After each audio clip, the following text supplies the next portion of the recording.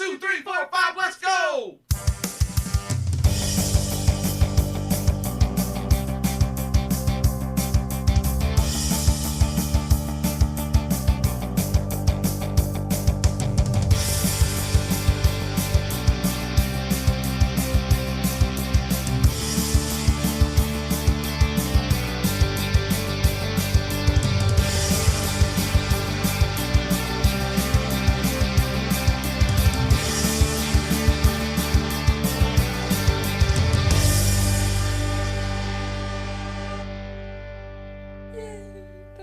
Studios deep in the heart of Cajun country. This is Fave 5 from Fans.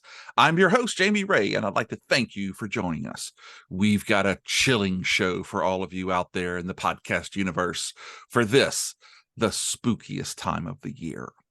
Today, I've invited Matt of the Pugwall 316 show to discuss our 5 favorite British horror films. Matt does long-form interviews on YouTube as Pugwall 316 Horror Plus. He's an inclusive schools assessor consultant and has contributed to Radio 4, Co-Commed. Gosh, this is all English. Co-Commed for Stockport County. Matt has made appearances on a range of podcasts. He's a screenwriting graduate who enters short screenplay competitions and is an associate producer of a horror film, which I am going to be asking about. He has also begun hosting charity screening nights, and maybe most importantly, he loves Springers, the dog, not Jerry. I mean, but he might like Jerry too. Yeah, I don't know.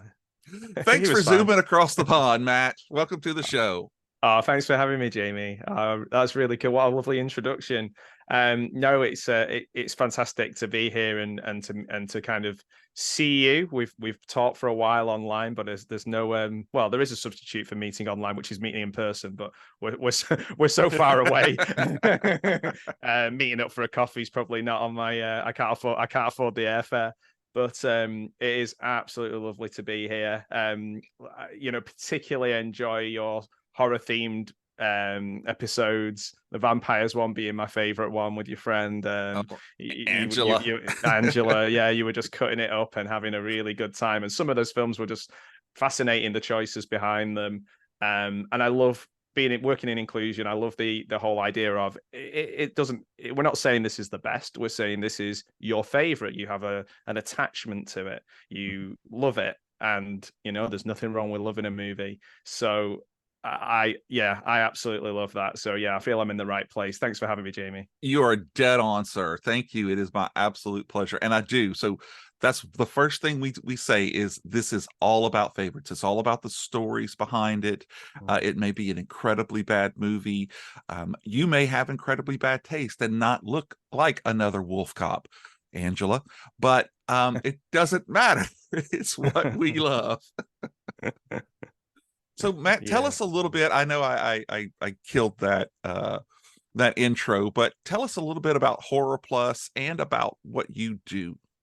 So yeah, so the YouTube channel that I have is Pugwall 316, like Pug as like the dog, wall, and then 316, which came from when we were at university 20 something odd years ago, longer. And as a group of us, we had like a fake comedy band that we called it Pugwall 316. We made ridiculous songs just to kind of make ourselves laugh and goof around. Set up the YouTube channel to use that as a way of just sharing things as we moved away and we all lived in different places. Never really used it. Then the last year I started working on a podcast with a friend of mine, Ben, called All Things Horror, and we kind of went in a different direction with that, in the sense of I was wanting to do interviews and promotion and things like that, and we really both kind of wanted to do just keep the podcast talking about movies each week, just two friends talking about movies. So I had all these interviews that I'd recorded and I didn't really know what to do with them. So I put them on my Pugwall 316 channel, changed the name a little bit, put Horror Plus in there. And it really did take off, like just for me doing things that maybe I wasn't used to doing before, sort of editing and creating things, doing live streams. a guy that I'd known for quite a long time just through watching his channel, Al Lacard. We've been talking for years and years, and on Twitter or X, and become pretty good friends. And he's just always encouraged me, and we've just kind of I ended up doing more and more and more in terms of horror. And the big thing was interviewing Jed Shepard, the writer of Host. And what I realized was how hard it was to get a film made, particularly in the UK. He was so passionate, so involved. I was like, right, I need to find a way of promoting these people, even in a little way. So I started interviewing new creators, young creators, writers, podcasters, people who I really enjoyed, and then promoting the hell out of their work because I loved it so much.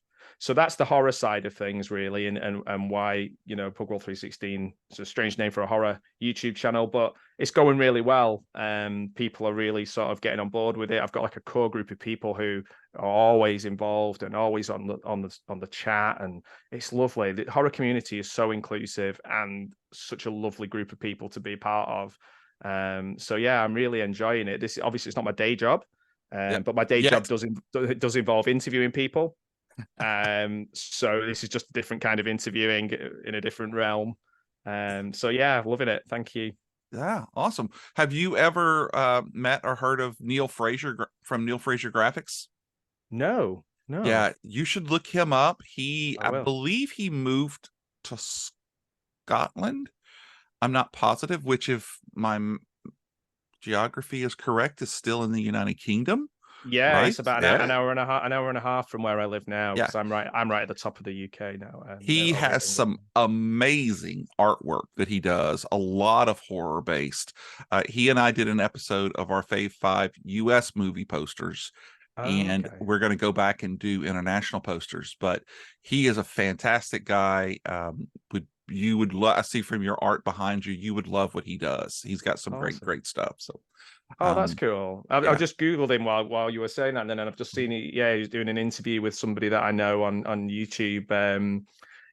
Horror movie poster artist Neil Fraser. Oh, that's cool. Because I've met Graham Humphreys, who's done some incredible horror art, and he creates like books of them, and they are just out of this world. Yeah, fantastic. I'm so jealous of artistic, like people who are artistic in the way, I'll write words, my I ramble on, but people who can paint and draw and, oh my word, cartoonists, it's just out of this world. I'm just so in awe of them. Yeah, Angela's husband Damon Pelican is like that. He can take a pencil and draw an amazing thing, and I can take that same pencil and play tic-tac-toe. So there's just no comparisons. No comparisons. No, there really isn't. No. Is it just getting that creative outlet out there, isn't it? And however you can. Yeah, exactly. That's why I do this. I love the interviews. I love finding out what makes people tick, why they love a certain thing. So for sure, we do what we can. So people can find you on YouTube. Where else are you? So I mean, that's the big one, really. That's the one I've really focused my energies on. On Spotify, there is All Things Horror with Ben. And Ben really is the brains and the creativity behind that. He is very good with art and design, and also, he's a bit younger than me, so he has more sort of a different entry level of horror. So we kind of bounce up different films off each other. I'm definitely skew more towards the 60s, 70s, 80s, maybe even earlier than that. So that's one thing, really. And if you kind of go to my YouTube page, all my links are there for everything else that I'm doing. Awesome. If anyone's in the UK, I've got a screening coming up for Nosferatu on the 27th of October, and that is for Christie's Cancer Research. I'm doing a talk, selling popcorn, raffle tickets, selling action figures, and just trying to make as much money for a wonderful cause who helped my family a lot. So that's coming up. But the big thing's the YouTube, Pugwall 316. That's the one if you want to kind of know anything more about me, or if you don't go there. Or like I say, send somebody you don't like there. yeah, exactly. Yeah. Well, that'll be great because this will be coming out on the 27th of October. Oh, fantastic. So yeah, you'll be able to tell people to come and listen, like I say, listen to me ramble on and on and on. Yeah, that'll be good actually, because you know, I live in a very small community now. I've moved from the city into sort of countryside, and it's a very small village and a very small village hall where I'm holding the screening, and it's really nice to get to know people, but nobody knows who I am. So it's a bit exciting. Already a lot of the people who I've worked with on YouTube have actually donated already to my Just Giving page, which is incredible. Like people who I've interviewed, filmmakers and you know, artists and things like that, who have just gone, oh, here's $10, or, and I know it's from America as well when it comes up on the Just Giving, and instead of being pounds, it's in dollars. I'm like, oh man. So yeah, some really lovely people that I've kind of got to know, and they've inspired me with my writing, and I've hopefully promoted them. So yeah, it's Awesome. Things are going well. Yeah, well, we'll have all of those links too on the show notes for this one. I Cool. always love that it's money is pounds, but weight is kilograms. Yeah, Like, yeah. I'm still a stones because I'm like oh, 40 odd. Everything's in my head is still in stones. So like teaching in school, it was always teaching, you know, pounds and grams and kilograms. But then when I go home, I'm like, if somebody asked me what I weighed in grams and kilograms, I haven't got a clue. But I could say I'm like, oh, I'm like 11 stone or 12 stone or whatever. oh, I found that funny. We're very So, strange folk. yeah. Oh, we are very strange. You look at a map of the world, and there's one little section that's a different color than almost everyone else. So, our topic today is going to be British horror films, and that's going to be films, at least in my mind, are films that not only are filmed in England, but basically have an English cast as well. Not everybody coming from America over there just to film one, though that was perfectly fine as well. That was my criteria. The idea came from Matt, and though it may seem pretty obvious, why don't you tell us a little bit about why you wanted to do this one?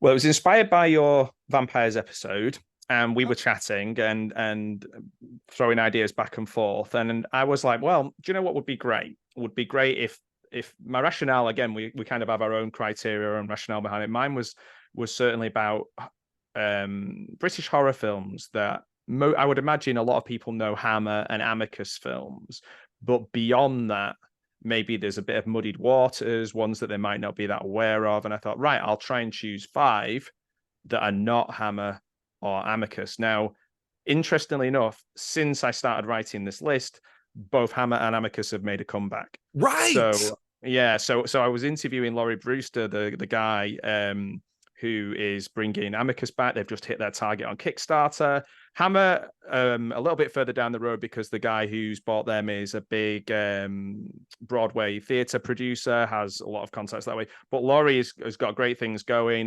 They've smashed the target on for Amicus. Myself and Gareth, who has a YouTube page, Video Tasties, he got Laurie to just pop up in our interview the other day when we were talking about Amicus. Oh, cool.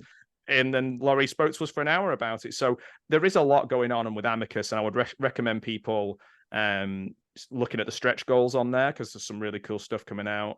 And there's the new Hammer with Eddie Izzard in it, the new Hammer film, the Dr. Jekyll. Dr. Jekyll, yeah. Yeah, that's awesome. Yeah, so I'm excited about that, and I'm definitely supportive of it. But I was like, okay, let's go down a completely different road. And you were supportive enough to say, okay, Matt, yeah, let's do that. So yeah, that's kind of why we're doing British horror. Not that it's the only horror I watch, but it might be just to signpost some ones that maybe people haven't heard of yet, which I think would be pretty cool. Yeah, especially here in the States. You know, there are some.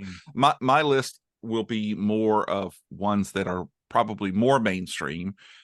Though I did just change an honorable mention just this week by finally watching something that a bunch of people told me I should see, and I agreed it was really cool. But the nostalgia factor is probably a lot bigger for you guys. Yeah. But for sure. Yeah. So I think what we'll do, if you're good, we'll start off with our honorable mentions. You have a couple, right? Yeah, I have two. Okay. Yeah. All right. And again, you may have not with the show before, you may say, what's an honorable mention? And that is something that is either just so close to the 5 that you had to be able to talk about it. So we'll give you a little leeway there. Or Mhm. it's just bad, but you couldn't not mention it for a good reason. And Yeah. so that's what we do. So we both have 2 honorables and our 5. So I say, if you're ready, sir, let's dive right into it and give me both of your honorable mentions. Yeah, let's go. So I am going to mention Hammer and Amicus in my honorable mentions, just as if I could include them. Obviously, I precluded them by making my own criteria. But there's 2 of my favorites. I thought I'd mention one from Hammer and one from Amicus. Both of them from 1972.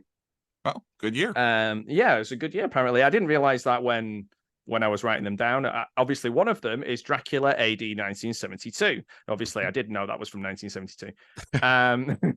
That one, to speak about that one, you've got Peter Cushing, one of my favorite actors of all time, Christopher Lee, but it's in a modern day. It's a Dracula film in a modern day, 1972. Yeah, proper Austin Disco. Powers style. It is the cheesiest of all of them because it's in a strange sort of way, it's the most dated. Um, Right. Even though, like, if you set it in an old castle somewhere in the 1400s or something, then it's fine. But because it's in the 70s, people go ha ha ha. But actually, it's so much fun. The wonderful Caroline Munro. It's just, yeah, it's the most fun. So, like, it's a nice entry level Dracula, I think, for people who want to try it out in a fun way, in like maybe like a party kind of Yeah. way. So that was my first one. And again, there's so many. Most Hammer horror films are amazing in my eyes, but that one would be one I signpost to most people. And the second one would be, again, from 1972. It is an Amicus anthology, what they did best, what they did most. Asylum. So Asylum is about basically a doctor going to an institute for people, troubled people, let's say, and those people are each in different rooms, and we explore a story for 4 of the different rooms. Robert Powell is the young doctor trying to work this out. It's less of a budget. People forget sometimes, but Amicus was essentially like a garden shed. So the reason for these anthologies were often because of being able to use people for short periods of time, not pay them as much, use the same people over and over again in different films and chop them all together. But what came out of that for Milton Subotsky as a writer was just such creativity, such fun, and for people like me with short attention spans, little bite-sized chunks of, and if you don't like that story, here's another one coming along in a minute. Yeah. So Asylum is wild, it's funny, it's strange, and it's not boring.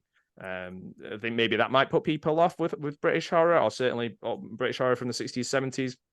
They might think it's going to be a little bit straight-laced, but that's not the case with either of these films. No. So, yeah, they're my 2 honorable mentions. I really love, of course, I love the Dracula. That's a great one. But that Asylum, that's really a fun movie. And then at the end, you still, because you've got not only the 4 individual stories, but you've got his story. And the way that it ends, too, is just killer. Yeah. It is. There's things in it that you can, and I think I said this to somebody recently, but it bears repeating, I suppose. There's things like little animatronics and animated marionette kind of things that are in it that remind me a little bit of Puppet Master. And if you think that's a long time after that, and so there's some real creativity in it. So yeah, I'd encourage people to watch Asylum. There's some really good versions of it as well now, like re-release on Blu-rays, and all these different boutique labels make lots of money out of the artwork. They love that. Yeah, actually, Graham Humphreys, who I mentioned to you earlier on, and I think he's done a lot of the Arrow artwork for these re-releases, and they really pop. They really look nice. Oh, I'll have to catch that because I'm an auteur. I buy all of my Arrow from the UK. I ended up getting a region free a few years ago because there was a sale, and everything was like so incredibly cheap. So I got a lot of my favorites. Cool. Yeah. So I'll have to check that. Maybe see if he's done some of them. I suppose it's a bit like me trying to get hold of like Vinegar Syndrome things, and for my sort of real B movies, getting them over from America.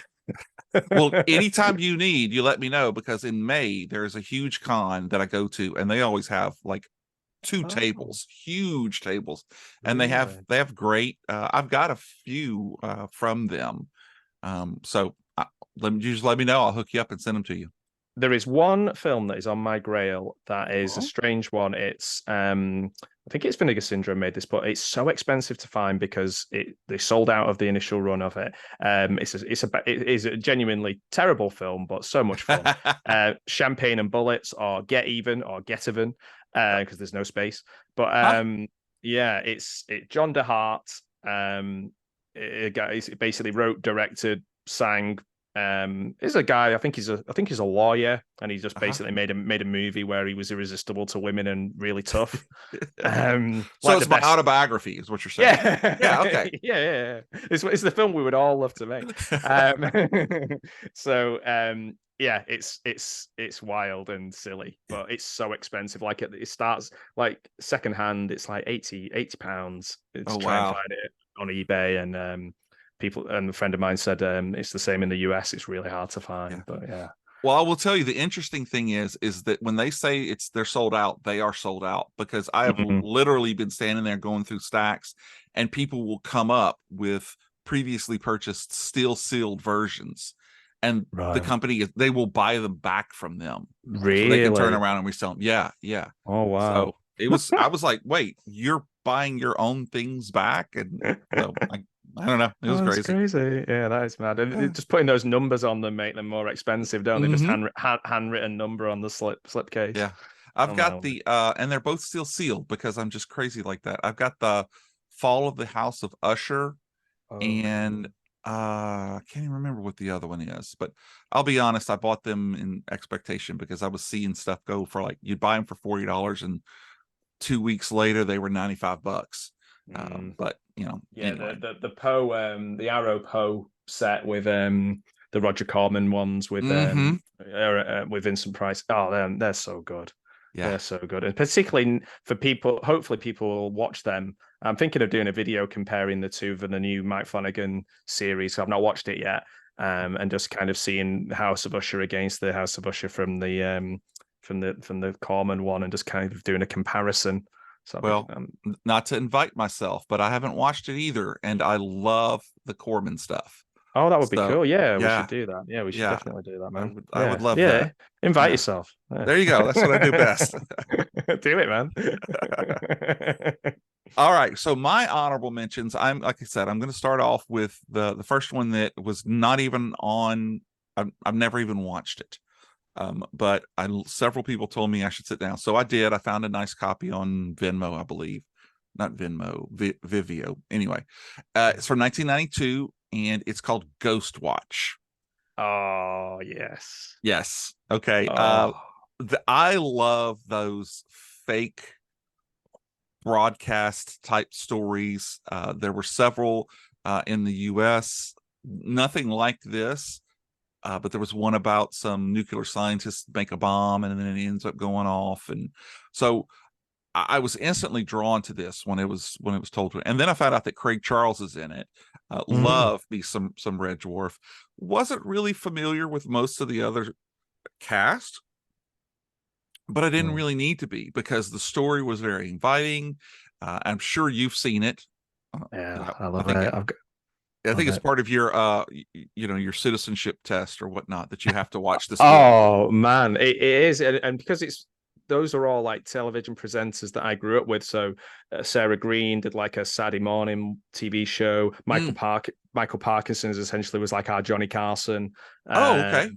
So you've got that kind of and Mike Smith, who was Sarah Green's husband in real life, and he was also a kids TV presenter. So I watched that as a child, and I was like, "This is real. What's going on?" And it scared me to death. I've They heard did it. about that.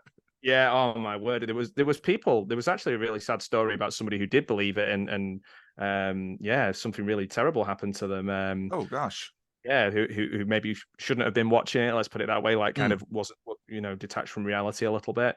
yeah. But the actual copy of it that I had it for years and years and years. Lost it in a move, and Oh, then they've just done a new, really nice release of it with a loads of extras. It's really strange though. I'd said to somebody during an interview a few weeks ago. I interview people for a living, but I'm not. I'm certainly no Michael Parkinson. And then the same day, Michael Parkinson passed away. oh, And please don't say my name in an interview. it was so strange. It really freaked me out. Wow. But he's brilliant in it because he's got that gravitas and seriousness, and you believe it because of him. He grounds the whole thing. He I does. mean, did you? I take it you loved it. You thought it was great.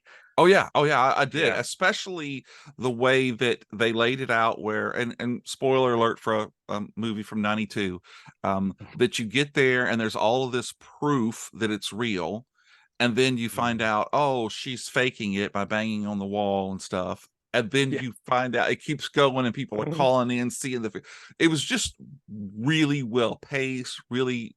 And then when it gets to the end and everything just starts happening, just it was wonderful. I could see where, kind of like our War of the Worlds, Yes. it people believed it, because even the end where it just goes completely dark and you just kind of hear him mumbling around trying to Yeah. figure out, it was brilliant. It was really brilliant. They've done something similar on it inside Number Nine, the League of Gentlemen actors on BBC. So both on BBC.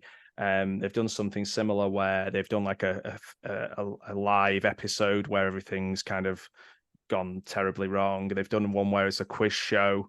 There was one recently with people going, "You'll never catch anyone like that now. You'll never catch anyone like that now." They did one on Channel 4, and it was like a documentary, and you thought it was about for people who kind of thinking about having alternatives to meat, Hmm. and they were kind of growing meat from samples from children and creating like sort of really tasty meat, really realistic meat. And the guy who presented it was a guy who does like a cooking show in the UK, and he Oh, does this other show brilliant. called Inside the Factory, where he goes inside the factory. So it was very, very authentic feeling, and people fell for it. In That's 2023, people fell for it. So wow.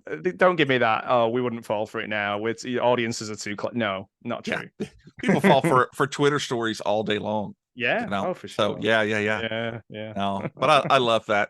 I did have to chuckle several times when they kept referring to the basement as the glory hole, and Yes. I was like, Oh okay, yeah, yeah, they do that. And I don't know anybody. I think that was it was a very middle class kind of BBC received English kind of thing with the people in it, the characters. That was not something we would say the cellar or yeah. something like that. Oh, Yeah. okay, okay, good, Not that good. we had, not that we could afford one. We don't have cellars here in Louisiana. We have underground pools. Our Yeah. yeah, our water table is so bad. I mean, so Oh the man. story in down in New Orleans. That's why all of the caskets and the tombs are all above ground, is because the water rise, they just Oh. pop right up out of the ground. Okay. I've seen lots Yeah. of films where people are kind of hanging around those graveyards because Mhm. it's such a strange looking, It unusual way is. of Yeah. doing it. Yeah, I've seen lots of Yeah. horror films with it, and I always wondered why.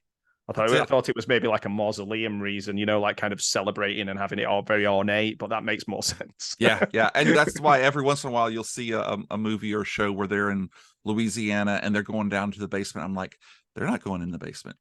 They're not going in it because there are no Ah, basements. yeah, yeah. Some People people who like, live there know. yeah, people up in North Louisiana, which is probably about 3 hours from here. The Oh, table's a lot better, so there may be some up there, but not down here. So, yeah, that's it. uh, Down the road, it's 3 hours. yeah, yeah, For us, the other end of the country is like 6 hours. it's so crazy.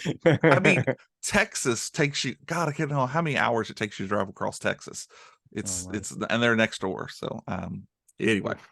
All right. So my Wow. other honorable mention is a much more well known across the world. It is 28 Days Later from Ooh. 2002. I love this film for multiple reasons. One of the reasons is because I will argue, I will die on the hill that this is not a zombie movie. This is, in fact, a virus movie. And Oh. I love what Cillian Murphy does with it, the way that they're able to film the whole scene where he comes out of the hospital and there's no one around. It's just nuts, and it goes on, and he ends up meeting some people along the roads. And it just goes to show you, kind of like with Walking Dead, that these quote unquote zombified people, they're not really the monsters. It still comes No. down to the fact that it's the humans. Yeah. And it's a great film. It keeps you going from moment number one, and it Mhm. doesn't stop until the multiple endings, if you have a version of the DVD. And I absolutely love it. Brendan Gleeson is just a Yeah. wonderful actor. He does a great job. Yeah, And from In Bruges. Oh my word, what a mm, film that is. Yeah, oh yeah. yeah, so love it. And that's going to be my honorable mentions. Oh, that's really cool. I see, I hadn't really thought much about 28 Days Later. For some reason, I watched it. It was a one and done with me. Really? Yeah, I do like uh Danny Boyle as Yeah. a director.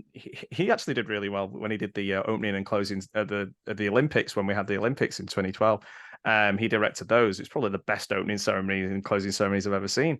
But yeah, I don't know. I find there's a little bit of almost like a documentary distance with his films that don't allow me to get into them in a sort of an emotional way that I might with other ones. Okay. But I know it's like a little distance. Everything's from they look great, and they Mhm. really do. He's a great director, and the actors he chooses are always fantastic. He's a really personable and interesting kind of person. From my sort of neck of the woods, he'd be like an hour from. He was from, I think he's from Lee, which is like about, well, I used to live about 20 minutes from it. Oh wow. So he's somebody who's gone from like a working class background and done an incredible job as a director. But yeah, just for some reason I just can't. And this is no slam on him as a director or anybody who likes the film, but I just couldn't get into it. Maybe I need to see it again. I don't want to have a fight with you about this, Jamie. Um, but yeah, maybe it needs a rewatch. Like a lot of films that maybe I watched once and Yeah. maybe I was not paying the full amount Well, of there's attention. I so don't know. many movies out there. So if you see something that doesn't really thrill you, yeah, you're just moving on to the next thing. Yeah, Uh, sure. I keep waiting for someone to do 28 months later. Yeah. Which 28 years later. oh, that too. I mean, Jesus, it's not that far off. Yeah, Uh, yeah. 28 weeks was a completely different feel to the movie, and Mm, that was okay, because sometimes you just need to do something different because times change. yeah. So I don't see it, but anyway, that's my honorables. I am now really super excited to hear what your number 5 is.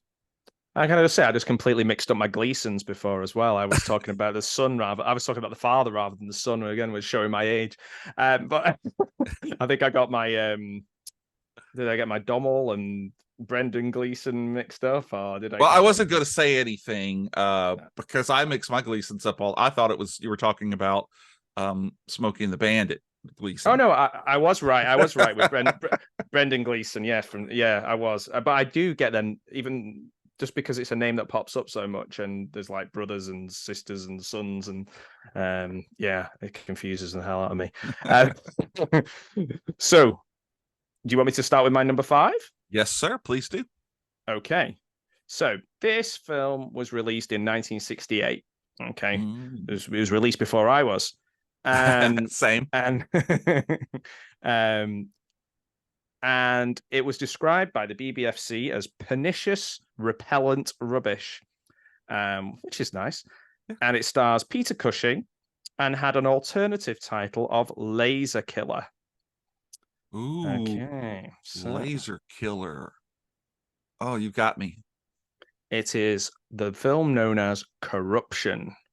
Oh, you've got me. Lay it on me, sir. What is Okay, so corruption? Corruption is insane.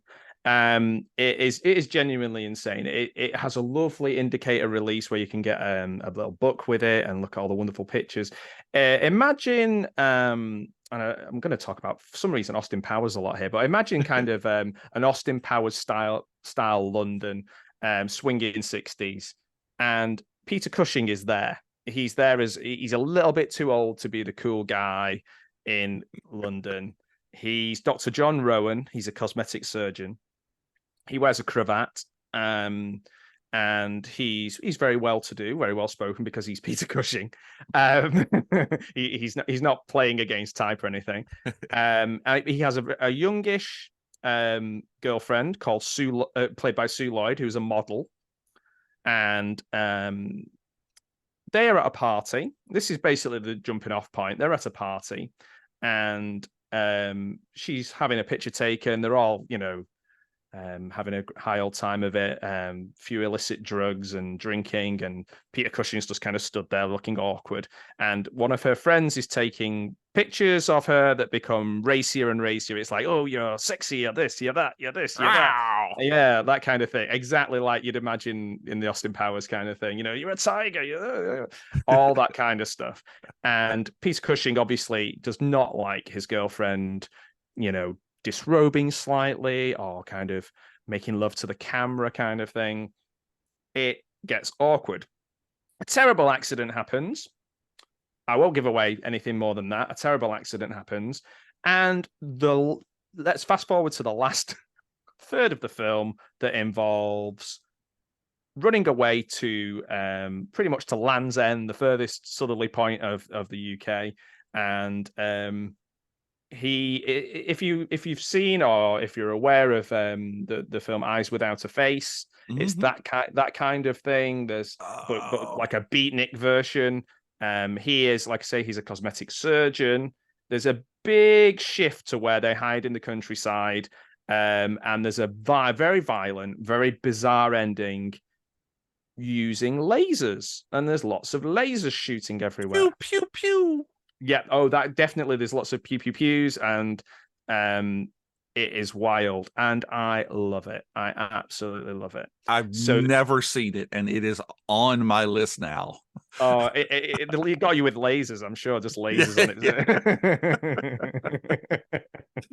Pew, pew, it is pew. so weird. It's so it really is, and it's so weird. And I'm not sure what Peter Cushing thought he was making or doing, but he was game. He just did it, man. He just threw himself into it.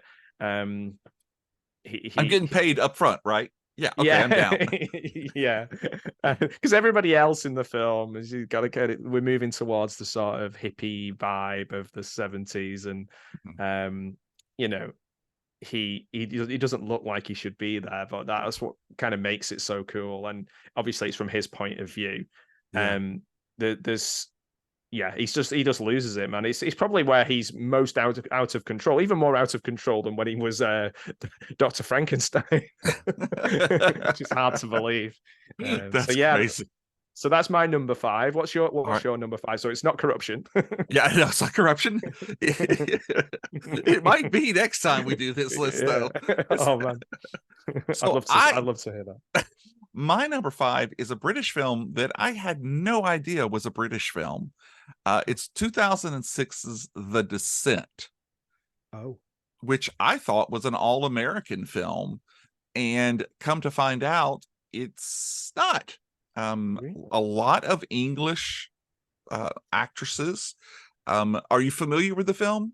Do you know what? I've not seen it. Oh, I have not seen it. No, it this is like a corruption. I tell you, so this is actually just it's crazy. So it literally starts out with just this, you weren't expecting it just bam, and then goes off.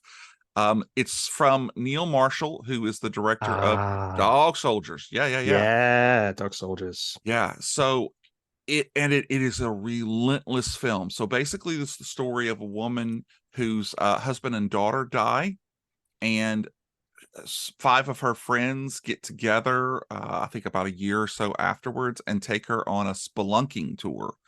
Ooh. And it's supposed to be in North Carolina, and it's God, it's just one thing after another in this movie. It's so they get down, and just like it always happens, something happens and they get blocked off from the route that they were taking, and they have to have another way to get out. They're Well, I don't even know how to explain this without giving it away. They meet some people slash things that have been living in the caves for years and years, and it's just crazy. So if you haven't watched it, there is a sequel to it, which was Oh, meh, but okay. the original Descent is freaking. The tagline was the scariest movie on Earth. I need to So see this film because I watched Dog Soldiers at the cinema, and strangely enough, I just bought it again. I think I must have had it and sold it. I had a big cull of all my DVDs, and I just sold loads. uh, And then I've just rebought it, and it literally Dog Soldiers arrived yesterday. oh yeah, So when you said Dog Soldiers, I was like, "Oh, you've been watching my your mail." your But ears sparked up. yeah. So I was like, "Okay, we need to." I need to see this. I need to see The Descent. I think Neil Marshall was at a convention that I was at last year, actually, and quite a few people from Dog Soldiers were there. And I was just a bit like, people were talking about The Descent. Now you've said it, I'm like, oh yeah. But I was just completely in the zone about meeting other people for films Mhm. that I had seen that I Yeah, just switched it up. Now you say it, I need to see that film. That sounds amazing. It it's sounds really the interesting. poster has the six women in all their spelunking gear set up like the Salvador Dali skull poster. Right. Well, That for, that is scary anyway, because Mhm. I've done some, we call, I guess some people call it potholing as well, wouldn't they? Oh, okay. Yeah, I think maybe some. I've heard of spelunking. I've heard people call it spelunking. I've done it on a school trip with some kids a few years, and the scary thing is always that a certain part of your body will not fit through that particular hole. Which Mhm. sounds awful now I've said that, Yeah. but yeah, that I actually quite I prefer doing things like that more than heights. So I was Oh always yeah. the guy that would go, "Oh, I'll do that with you," not realizing that a child could fit through that hole, but I couldn't. And the idea of being trapped in there would be horrendous. So Yeah, that is a real fear, isn't it? That's horrible. it So really is. I do kind of need to watch. It's, to be honest, it's not really a fear for me because um hell no, I ain't going down in that hole. Was it 127 hours or whatever where it gets to the Oh end? man, yeah. Yeah. Talk about between a rock and a hard place. Oh my God. No, but definitely let me know what you think of it, because I it will. I will. obviously it's one of my five favorite British. And again, Yeah. it wasn't even on my list until I started, because I'll go and look at people's, favorite British horror films and stuff. And I kept Mm. seeing it on the list, and I'm like, wait a minute, this is North Carolina. And it's not, and I can't, I thought I'd written it down, but I can't tell you where exactly it was filmed, but it's all UK people, and you know oof, Right. something else. Yeah, man. It's I was just looking at the trivia on it, and they said that that some of the creatures are designed to resemble Nosferatu. So I'm like, Yes. right, okay, so I'm in. I'm in. Yeah. But Yeah. like that's a film I need to see. Again, there is a definite gap there for me, from sort of mid to late 90s to maybe 2020, where I was just like, no, I'm not interested, not interested. It's just sort of dark paranormal activity kind of films that I'm just not interested in, Mhm. and I've maybe cut myself off for some really cool films, so I need to go and watch that. Thank you, that's Yeah. awesome. Oh no, awesome. I'm glad we traded, because now I'm going to go and find Corruption. Yeah. And maybe I will have seen your number 4. Let's find out together. Okay, so number 4, the next film, we're moving on from 1968. Not a lot though. We're moving to 1971. This is a film directed by Pete Walker. Before he goes into some really wild territory in his career, and I would say he is a director for people to check out, British director from the 70s and 80s. This is set in the UK. However, it is also partly filmed in Portugal. Oh, And it stars the stunningly beautiful Susan George. And it is not like, I would say, a great film, but it is a great calling card for a really interesting director that I think people should check out. And also, Susan George is just stunningly beautiful lady, and this is her at her most beautiful, I would say, without sounding too creepy. Yeah, she's really pretty in this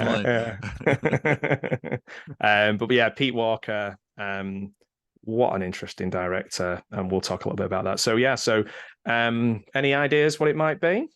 No, when you say when you talk about her, all I can think of is the Dustin Hoffman Straw Dogs. That is a movie to watch once, and I just can't rewatch that movie. But that's so a bit you got like me. Straw Dog's a bit like I Spit on Your Grave in the sense of it's like you can appreciate it, you can appreciate the art of it and the thought and time that's gone into it. It's very, very difficult to watch. Very. So yeah, it is Die Screaming Marianne, also one of the best titles. Oh, that's great. Okay, I'm writing that one down. Yeah, I've not checked whether there's an exclamation point at the end of that, but if there isn't, there should be. It is, like I say, very much 50-50 in the UK and Portugal. It's all about Susan George's character. She is 21 in this film, or certainly the character is, but I'd imagine she was very close at the time herself. Made by Pete Walker, who went on to make Frightmare and The House of Whipcord, which are wild, bloody I suppose you would say exploitation films in a lot of ways, like not a million miles away from that kind of She-Wolf of the SS kind of territory. Yeah. Oh man. Yeah, they're not quite up that level of difficulty to kind of get into, but Frightmare and House of Whipcord are wild films from Pete Walker. But this one is a more straightforward story about, as I said, Susan George's character, Marianne, who will make it on her 21st birthday, will make a fortune. There's been some money put away by her father, who is a judge, a corrupt judge, and who they call the judge. And he basically, when she hits 21, her sister won't get a penny, her father won't get a penny from her mother, who passed away, I think it is, and it will all go to Marianne. Now, Marianne is over in England at this time, and she's just kind of hooking up with different people. I think she marries somebody accidentally, or somebody she certainly doesn't have much interest in. I hate when that happens. Yeah, just met him in a pub and they got married. I think that only happens in like Friends, and like people just accidentally getting married. Or maybe it only happens in Las Vegas. I don't know. And country music. Yeah. Yeah, country music's a good example. So the judge and the sister, there is a plot to, well, it's not really a spoiler because it's in the title, to kill Marianne. It's really interesting to see the differences between sort of grimy London, and he doesn't make any effort to make London look attractive, and really super bright and sort of very palatable Portugal, very hot. There is sauna-based horror in this, which is quite interesting. There is a gentleman who is like what do you call it? Like a Bond villain, kind of, not sidekick. I'm trying to think, like Jaws in Bond, where you've got that kind of just big fella who's kind of stood there being ominous. There's one of those creepy manservant is what I wrote on my notes. I like creepy manservant. Yeah. Not Torgo from what do you call it? Manos Hands of Fate. but similar, a bit taller and less hunched. So yeah, it is plotting and paranoia. It's worth a watch. Again, it's very unique and it gets you into Pete Walker films, which is the most important thing, because he is a really interesting British director that people don't really talk about now, because I think maybe he's a little bit controversial, not as a person, but the themes of the film. I think in the same way as, there are certain exploitation films of the 70s and 80s that people don't want to touch now.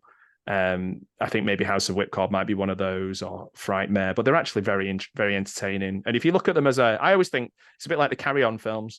You just look at them as a postcard or a time capsule of that time and go, well, we're not making them now. We made them in 1971.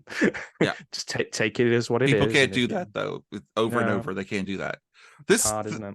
this sounds very much like a British giallo film.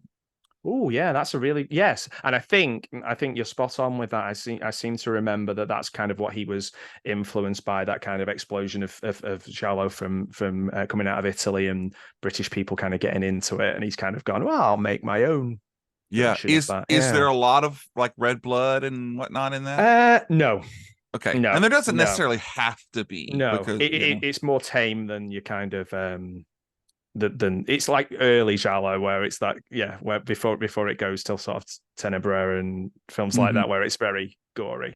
But which yeah, I love me some yeah, Tenebrae. yeah, That's a yeah. love that film. That is a It's got great a film. great ending. Great ending. Well, Yeah. I'll have to check that one out because it's checking some boxes. I'm doing a quick check here of him. He did House of Long Shadows, which I'm Mm. familiar with. Yes, yeah. That one nearing not the I don't know if it's near the end or one of his later ones, but yeah, it's I think that was when they were just making films, getting as many big names in it as they could, Mm-hmm. and like thinking, who could direct this? Do we have any horror directors in the UK anymore? And they're like, oh, Pete Walker will do it. And I Yeah. think that's kind of the way, because it's an interesting film, that, isn't it? In the sense of it's Yeah. not fantastic. It's not fantastic. It is his last film, actually. Yeah, 1983. But it's always worth watching. But it's not the most interesting film to watch. Right. Right. And I mean, it's got a great title too. Yeah. Oh, Yeah. yeah. Yeah. I Yeah. mean, there is a box set of his films that have just been released. I'm trying to remember who it's by. I mean, it's like 4 or 5 of them. Someone was telling me recently. It's quite expensive, but I think it's got Frightmare, House of Mortal Sin, House of Whipcord, The Flesh and Blood Show, maybe Die Screaming Marianne. These are, he's done some kind of sort of sex films as well that are a bit Mm-hmm. sort of more sort of sleazier end of the scale. And then when he goes into horror, he takes a little bit of that with him. Don't get me wrong. Oh, okay. Particularly in the House of Whipcord. But he's a really interesting and I think underrated British director. And I think people are starting to come around to watching it now, particularly because they're doing these big releases of his work. So Yeah. Yeah. Wow. All right, cool. All right. Well, I am going to have to come back with something solid, and I think I will. My number 4 comes from 1973, ooh, cool. and it has my absolute favorite, Vincent Price. And you say Susan George, I say Diana Rigg. I'm Ooh. talking about Theater of Blood. And I love this film. Oh my God. I mean, as you know, he is Vincent Price ramped up as Edward Lionheart, who throws himself to his death after not receiving the prestigious Shakespearean award. And then one by one, all of the critics, who that's what, all actors want to do. They want to go and kill them all. And one by one, they start dying in the most elaborate ways. I can't tell you how much I love the way that he kills. I'm not going to ruin it, but the way he No. serves a pie to one of them is one of Yeah. my absolute favorites. And I will never look at a woman getting a perm the same way either. Oh, that's the hardest bit for me. I can Oh, I can watch human beings, but once animals, I'm like, oh my word, I find that really hard. However, it is quite comedic, isn't it, in this one? it is. It really is. I mean, the way that he has all the bums working for him, and he's like giving them, the wine and making them chase, the rock gut. Oh, what a And film. then Milo O'Shea is just amazing as the inspector, who's always 2 steps behind. Yeah. But God love him, he's trying really, really hard. So obviously I hit a good spot here. You like this one? Oh man, yeah, absolutely love this film. It's got such a cast of. It's a really strange cast in the sense of, if you look in the 1970s in Britain, we've got people like who were in it from Saturday night TV comedies, like Arthur Lowe, who pops up, Jack Hawkins, who made films years and years and years ago before then. Dennis Price, like say Milo O'Shea, Eric Sykes, who's like a very famous British comedian, Madeline Smith, Diana Dawes pops up, like Wait, wait, basically wait. our Don't pass Madeline Smith so fast. Oh. Okay, now go. Well, I thought you were going to say Diana Dawes, because like Diana Dawes was basically, for anybody who's probably a bit younger than us, maybe, she was kind of seen or promoted as the British version of Marilyn Monroe. Yes, yes, I can see that. Yeah, so Joan Hickson, who went on to be Miss Marple and do the Agatha Christie thing. So literally a who's who of anyone who was famous or on television, basically in comedy, drama, anything really. It was such a weird combination of people. So you can watch this, and it's essentially the 70s in a film with Vincent Price at the heart of it, doing one of his greatest performances he's ever done. And Diana Rigg and him have a fantastic chemistry. Ian Hendry is great in it. It is just a flawless film for me. Yeah. So you've chosen. I was trying to remember sometimes I rate films just for myself, and I think I gave it a 9 out of 10. It's like it's just an absolute joy to watch. So yeah. Yes. Oh, Jamie, what a guy. Wow. Choosing that. Wow, awesome. Well, I'm glad you approve. You win. That's it. We'll go home now. All right, well, this is a great show. Thank you so much. Well, no, sir. We have 6 more titles to talk about, and I think you should give us your number 3 now. Well, my number 3 is starring Vincent Price as Edward Lionheart.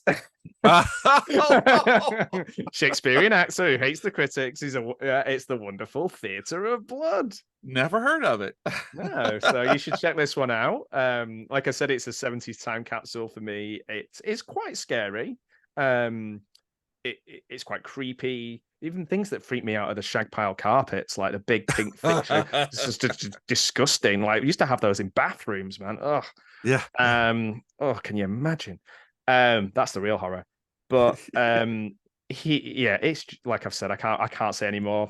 I think we've both just sold this. If anybody's not wanting to watch this film after what we've just said, then I guess it's just not for them. It's just not for them.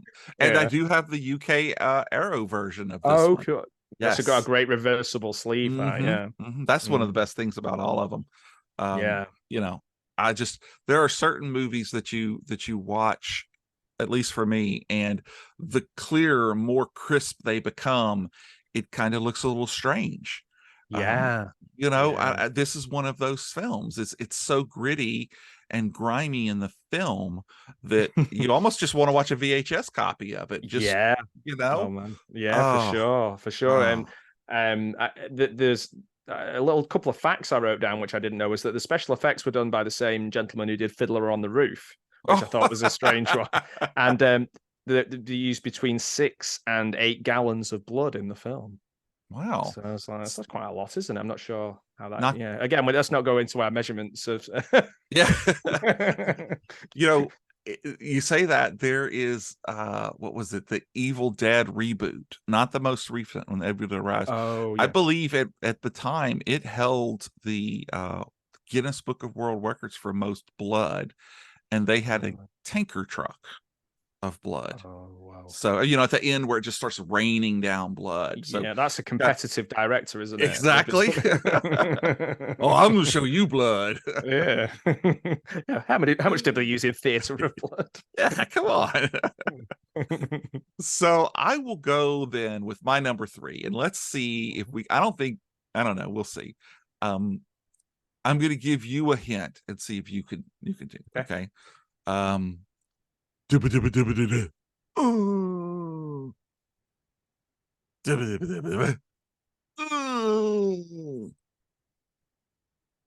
okay. No, I'm probably messing it up. It's Shaun of the Dead from 2004. Oh man, good choice. White Lines. I actually heard that on XM radio the other day, and I was like, "Oh, it's the Shaun of the Dead song." Shaun of the Dead. Yeah. It's a great cosplay as well, isn't it? To be Shaun, you just need a white shirt. Yeah, with a little bit of red on it. Yeah. No, man. Yeah. Sorry, go ahead. No, go ahead. No, I was just gonna say this is such a fun film that they are able to just perfectly balance the horror, the homages, the comedy, the everything is just a perfect balance of film. The way that they play out a scene and then later on they play that same scene out again. Yeah. And it's a completely different scene. You've got so many people that are just fantastic in this film. Obviously, Simon Pegg. Edgar Wright has brought together a cast that is just, as my daughter would say, chef's kiss. I love it when they lay out the plan and then the plan changes and then the plan changes and then the plan changes, but he's not going to stop, This is uh peak. This is peak Edgar Wright. For me. This is it. This is his best work. It's so good, so much fun. Like you say, it's so funny as well. It is like when people talk about horror comedies, sometimes they forget to make them funny. Yeah. And this, it is genuinely, it has laugh out loud moments, doesn't it? It does. It does. And I love the fact that they're able to make it a horror movie that's funny. Yes. Where a lot of these movies are comedies that have horror elements to them. And while they may be enjoyable, I love the scary movies. Those are fun, but they're not horror movies at all. No, and I think that you're right in the sense of making this. I think another thing to remember is that people maybe were not watching that many zombie movies at the time. They weren't that popular. And George Romero was making zombie movies that people weren't watching, his sort of later ones. And he loved this. He absolutely loved this. Because they got the zombies right. They got the zombie feel right. They got their story. But like we said, they also added in something completely fresh, completely new, just like the series Spaced, like just very similar to Space. It is so good, the chemistry between all the characters, but the plotting, the physical humor, it is pretty much a flawless comedy film and a flawless horror film at the same time, which I think is probably impossible to do. I'm not the world's biggest Edgar Wright fan. Like, I like Hot Fuzz. Oh yeah. I wasn't a big fan of the latest one, the pub at the end of the world or something. Yeah, and the one with Diana Rigg, with what's she called? You got me on that one. The last Soho. Last night. Oh, I Soho? didn't see that right. Yeah. I won't say too much about it. It's great. It's a good film, but it didn't. It didn't get me in the same way, and neither did Baby Driver. So, like, Hot Fuzz strangely influenced me with some of my writing. I wrote a short screenplay, and it was influenced by that kind of small village feel of Hot Fuzz, combined with kind of British folk horror, and I just kind of mashed them together, and I tried to make it funny and also quite gory and silly at the same time. So, like, I do love those first two Edgar Wright films. I think they're really, really good. But Shaun of the Dead is head and shoulders above anything that was coming out at that time, really. And it stood the test of time, hasn't it? Oh, it has. It really has. And I think a lot of that has to do to the fact that they not only had silly actors, Nick Frost, for example, but they had people like Bill Nye and Penelope Wilton, Martin Freeman, of course, is unrecognizable, Yeah. I just it is. I can't say anymore. It's a perfect film. Which like, is odd because it's only number 3. Yeah. Well, yeah. I guess can anything be more perfect? But yeah, Peter Serafinovich is in this as well, isn't he? And he for me, his comedy TV show, the Peter Serafinovich show, it's so brilliant. His impressions, his Paul McCartney. If people go on YouTube and type in Peter Serafinovich, Paul McCartney, it is out of this world. Really? He does the Christmas. There's a Christmas one that he does. It's just brilliant. His impressions were great. I mean, people might know him as the voice of Darth Maul, but he, as a comedian, as an actor, just an impressionist, is incredible. Did not know that. Yeah, I think he pops up in Spaced as well. But there's so many great moments in. We could just sit and go through minute by minute of Shaun of the Dead. I think really good. That'd be a good one to have as a new release, like in a big box set with lots of cool artwork. Yeah. And you could put it with Land of the Dead because, like you said, Romero loved it so much. He had Nick and Simon in it as zombies. Yes, I've forgotten that. I'd forgotten that. Yeah.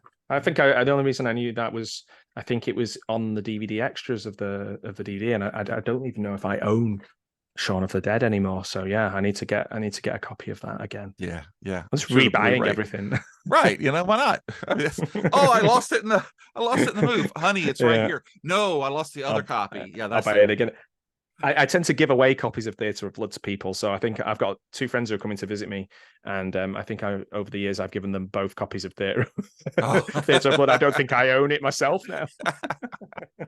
Well, if you ever go back, there is an episode. Well, there's two back-to-back episodes about Vincent Price, and one of them is about Vincent Price movies. And the young lady who comes on, she's like 20, maybe 21 years old, blows me away with her love and knowledge of Vincent Price films. Oh wow, that's good Yeah, to know. That's good to hear. yeah, I mean, it blows. I mean, literally, when I met her at a con, I was like, "Yeah, we can do an episode. What do you want to do?" And she goes, "Well, I love Vincent Price," and I'm like, "Uh-huh, sure."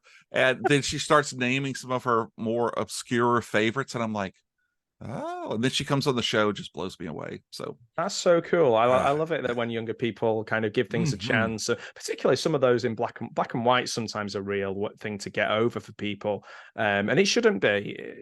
It's once sometimes it actually, I think, heightens and improves a film. put your focus on different things instead of the red splashes of blood. Oh man, yeah. It's like I often wonder, because I love Annie Hall. I think it's just one of the funniest films ever made. But people give a lot of credit to Manhattan as a film, and I think I wouldn't like as actually like in terms of technically as a film, whereas they just go, "Oh, Annie Hall's really funny." And yeah, it won the Oscar and screenplay. Whereas Manhattan, I wonder how much of that is just because New York looks beautiful in black and white. Yeah. Well, you can't see all the garbage. Yeah, it's true. Yeah. So there's definitely some of that. I think it's like Clerks and things like that. Like Clerks is just a fantastic film. And it's definitely served. It's heightened and seems more of an artistic endeavor because it's in black and white. But then if you can sit, like I could sit and watch Nosferatu and it looks fresh and clean and beautiful and the shadows and thoughts gone into it. Yeah. So yeah, people, if Vincent Price films, watches all of his films, not just his color ones. I meant to ask you, are you watching the Kino Lorber version of Nosferatu?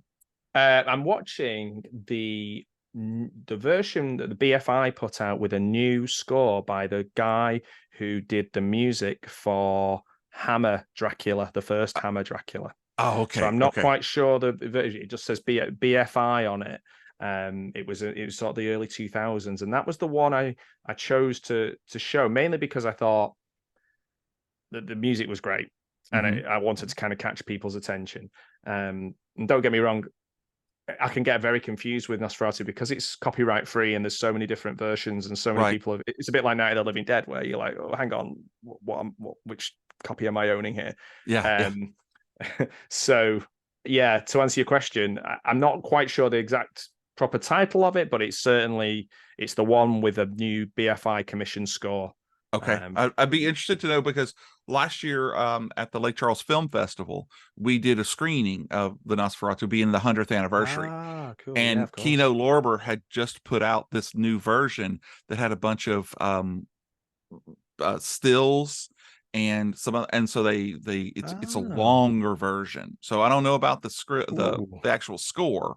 But I'd be interested to know when you shoot me a picture of it, and I'll find you mine and shoot you a picture back. I will. But I'm sure any version is a great version. Well, that's it. Yeah, that's it. It's just like we've said this about so many films, but otherwise we're choosing fave films, aren't we? So it's almost perfection. It really is. It really is. So spooky. Yeah. All right. Well, we are now bumping back to your number 2. And I'm guessing it's not Shaun of the Dead. It's not Shaun of the Dead. It's again, it might not be shocking as people are listening along to this. They go, "This guy just only watches films from the 70s." I do watch other films. It is from 1974. It is a zombie film, so it does have something in common with Shaun of the Dead. It's mainly filmed in the Lake District, which is where I'm just on the edge of it, where I live now. And the name of it is, well, the name of it is completely different, named after a very different UK area.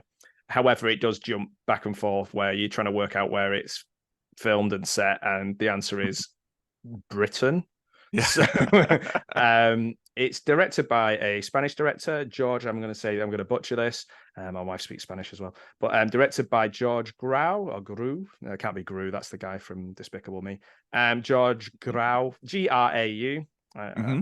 I've never heard anyone Just say own it. it, man. Just say it Yeah. and say that's the way that it Grau. is. Grau. Grau. And yes, like I say, it stars Ray Lovelock, who is often in Spanish films because he's a British actor who speaks Spanish fluently. I'm not even sure if he's got Spanish background. And yeah, so would you like to take a guess, or do you know it, or have you heard of it? Okay, so the only early British zombie film that I am aware of right away is something about uh I know you know it as well. I I think you know I know it. do. Yeah. I do. Because I've seen it, and it takes place a lot in the countryside. Yes. And it's like the mortuary zombie something. I don't Oh, know. you're so Am close. I? All right, just give it Yeah. to me. Okay, it's The Living Dead at Manchester Morgue. Boom, that's it. I Yeah. just saw that movie recently, like a year ago. Oh, The first cool. time. Yeah. Oh, it's great. It is great. It's the British Night of the Living Dead. Right. That's why I watched it. Yeah, it's strange to see because I'm sure you're the same. You know, like you were saying about looking at the filming in Louisiana, and you're like, why are they going down into the basement? They wouldn't have a basement, or the graveyard might not look like that, or whatever it is. These things, it's like that watching this. Like it's city centre Manchester, then it's out into Derbyshire, then I think there's some in the Lake District. It's all over the shop, but it's kind of unique. I don't think we were doing anything like this, whether it's because it's a Spanish director who's just come over and kind of utilized British talent and people like that and done something different. It is great fun. There's radiation waves that kind of create zombies, which I think is an interesting way of doing it. As you know, you've seen it. And it's kind of a race across great scenery. So it's like a very nice, like a lot of films, when it's just kind of, sometimes it's fine. I like bottle episodes, people trapped in a cabin or something or whatever. That's great too. Don't get me wrong. I mean, that's Night of the Living Dead, really, isn't it? But this is more getting in a 1970s Mini and driving as fast as you can away from zombies and the police as well. The police are not a helpful force in this film. They are, and which is I think is quite interesting. Whether that's there's sometimes issues with authority from Spanish directors. They've had their civil wars a lot more recently than than in other countries, and there's a lot going on. So whether he's put some commentary on there, or whether it was just a commentary on the British police force, I don't know. Yeah, and but, the time too. The ending of Vietnam for us, you saw a lot of the anti-authority. So I'm assuming that radiates over to those films. Yeah, that's true. Yeah, you're right. It's sometimes you forget about the sort of just goes in by osmosis that certain things were happening at the time and that really influenced. So whether it's something like Last House on the Left or I Spit on Your Grave or Night Train Murders or things like that, they're all influenced. Those are all influenced by Vietnam and the inhumanity of man against man. And you're like, those films probably wouldn't have been made if it wasn't for some horrendous things happening in the world around that time or just before. So like, yeah, you probably make a really good point. I think that I wasn't born till 79, so I don't know what was happening in 1974. But the police in this are useless and mean and unhelpful. Yeah. And the two characters have a really sparring kind of chemistry. They don't necessarily like each other very much. Then they do, then they don't. But they're basically trying to survive. Right. And that's all you need for this to be a great film. It is. There isn't another film like it, which I think is always a good sign. Considering it's a zombie film where there's millions of them. Yeah, and I did, and please correct me if I'm wrong, but I did find it interesting that there weren't a lot of other zombie follow-up films coming out of Britain at the same time. Were there? And Yeah. I'm just not No, thinking no, of you're them. right. Yeah. No, as far as I know, I can't think of many. I literally, and we maybe mentioned the two most famous ones in Shaun of the Dead and this. Horror in Britain isn't always um, funded, valued, or promoted in a way that you know, or even just the value of it, I think, is quite low even now, which is strange because the fandom is so high and so many Yeah. people are so into it, and so many people are willing to invest, like fans are willing to invest their time and money and crowdfund and all these things now. But I think even then, you know, people like Pete Walker and other directors who were making films in the 70s, they were doing it on a shoestring. That's why everything does look a bit grotty and gross looking, but that kind of Yeah. works well towards the films in a way. Hmm. It's just strange. So yeah, I can't think of anything that kind of came along at that time. You know, we are, and that's maybe why Shaun of the Dead is that love letter to George Romero, because that's where we went to. We were just like, oh, the Hmm. Americans do this amazing. Like the Yeah. Americans do this better than we do. Do you think the Nasties had a big influence on that? Because with a lot of Mm, horror movies, you don't have to necessarily show it on screen, but it seems like with zombies, you do. You have to see that flesh ripping and the blood. And I know they were hot at that time, quashing yeah, all of that stuff. yeah, and I think there was definitely ones we were getting, obviously a lot of those were ones coming from abroad and then getting banned. And obviously that makes people want to get hold of them even more. Hmm. So actually making them would have probably been completely impossible. Yeah. Yes. So you've probably hit the nail on the head there. I think it's really strange in a way, because there is a real interest in America in video nasties, and there's a real interest in the UK in video nasties. I think that's because once you give fans a list, then they go and watch all those things on the Yeah. list. Of course they do. I'm actually doing a series on it at the moment on not on my YouTube page, on my friend Al Lacard's page. He's doing he started off going through each of them chronologically, and we're picking that up. We're doing the next one we're doing is I Spit on Your Grave, which I hadn't Oh, seen yeah. before. And then we do Evil Speak. So these are all films that were banned in the UK but couldn't be any more different from each other.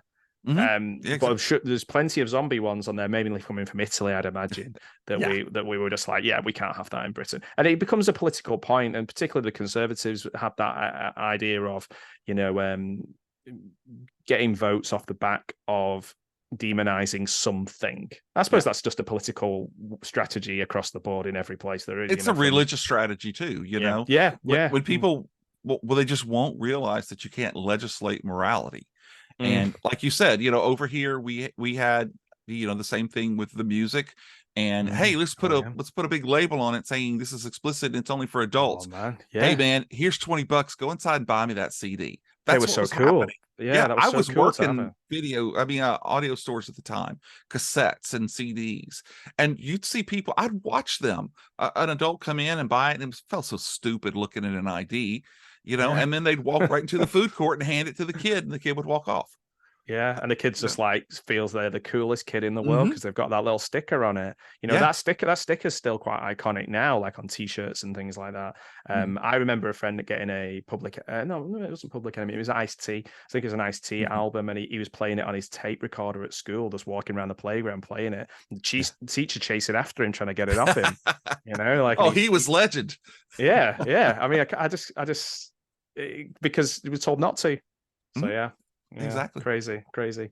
But Yeah. yes, no real follow up to this. It does stand on its own, and it's really hard to get hold of, and a good copy of it. Hmm. It needs a nice big release. This film, Yeah. and a lot of interest. There's no stars in it either, so that doesn't really help. Yeah. Ray Lovelock's more known in Spain, I think. Yeah. Well, again, I mean, like I said, I'd heard it, I'd seen it. I remember thinking, honestly, and again, this is why it's favorites. Honestly, thinking, Mm. but once I started kind of reading more about it, finding out how important of a film it was for Britain to have, that Living Dead zombie type stuff on it, Yeah, and for sure. and to actually give away what was causing it was a departure too, because Night of the Living Dead, you don't even know. You No, suspect that it's no. the satellite or whatnot. But Yeah. so it's anyway. not as good. I mean, I wouldn't say people need to if they're going to watch this and compare this. Night of the Living Dead is a No, better don't compare it. Yeah, don't compare it. Just this is a good, fun, different take on zombies, and that's quite hard to do. yeah, exactly. All right. Well, I am Okay, going yours. to just go a couple of years back and go to 1971. Ooh. And I'm pretty positive that you're going to like this one. And it is the movie that still makes me giggle to the day by saying Volnavia. Volnavia. It is the abominable Dr. Fives. Oh, of course. Yes, with his beautiful assistant Virginia North, Mm. just disfigured in a horrible accident. Organist Anton Fives, after learning that his wife died in an operation, blames the surgeons and comes up with the most amazing kills based on biblical plagues for the nurse, all of the attendings, the doctor, the actual surgeon himself. Just, I cannot say enough about how fun this film is. I love it. Obviously, it's a little bit more favorite than Theater of Blood. And I know, say what you will about me picking two Vincent Price movies. I don't care. I will fight you for it. I mean, come on, Terry Thomas. Are you kidding me? Yeah, man. Jesus, Joseph. Hello. Yeah, Joseph Cotton, Caroline Munro. A lot of actors who I'm sure are much more, um, I don't want to say important, but important to you than, I know them just for watching them. I just loved the story about how he uses locusts, and he uses the cold and the frogs, and he ends up using a unicorn for something that's just It's a wild. wonderful film. Yeah. And the makeup that he has on there is just incredible, and heart-pounding ending. Is it going to work? Is it not going to work? You know what? He doesn't care. He's just playing his music and waiting to see what happens. It's so bright, isn't it? It's so It bright to look at. Yes. It's a very bright and visually pleasing film. Mm-hmm. Again, which people might not, I think we're kind of maybe hopefully debunking ideas of films from the 60s and 70s and not so much the 80s as we go neon and day glow and crazy, but certainly in the 70s, people might think, oh, it sounds boring or not. But this is a really bright film. And again, and maybe I was just thinking, like, going back to corruption, like Eyes Without a Face, again, kind of, there was a real thing about people becoming disfigured Yes. and the person taking it very, whisking this person away and curing them. And there's so many of those around the 70s and before. And it's a strange one. I suppose we've even, what's the Almodovar did one, didn't he? Isn't Vanilla Skies kind of similar in the sense of somebody becomes disfigured, and that was quite unusual because people hadn't done it for a while. But this is like a lot more fun, I think, than most of the maybe not Theatre of Blood, because that's a fun film as well. But like this is a fun film, isn't it? It is. It's like there's some silliness in there that's quite engaging. Like Joseph Cotton in it. I knew who he was before I'd even seen a film with him in, because there was a picture. My grandma had a picture of him on her wall. Oh, next to Jesus. Joseph Cotton and exactly. Jesus. Yeah. I think there was Montgomery Clift. Is it Clift? And Joseph Cotton and Jesus knocking on the door, like a 3D picture of Jesus knocking on the door. And I was just sort of some relative, I love it. So he's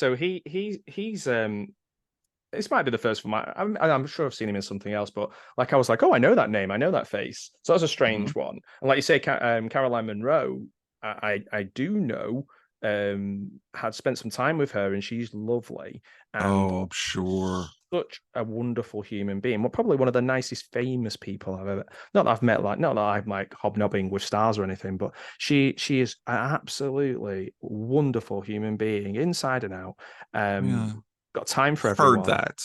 She really is, and she's made so much money for charity. She actually, like, my dad was really sick, and she was she did something really nice for my dad. And then because she thought my mum might get a little bit jealous, she then signed a letter and a picture and had a chat with my mum because she didn't want my mum to feel left out. And yeah, she's been through a lot, but she will never ever turn anyone away. She spends time with people. She's just a beautiful person. So to see that you've chosen a film with her in is amazing.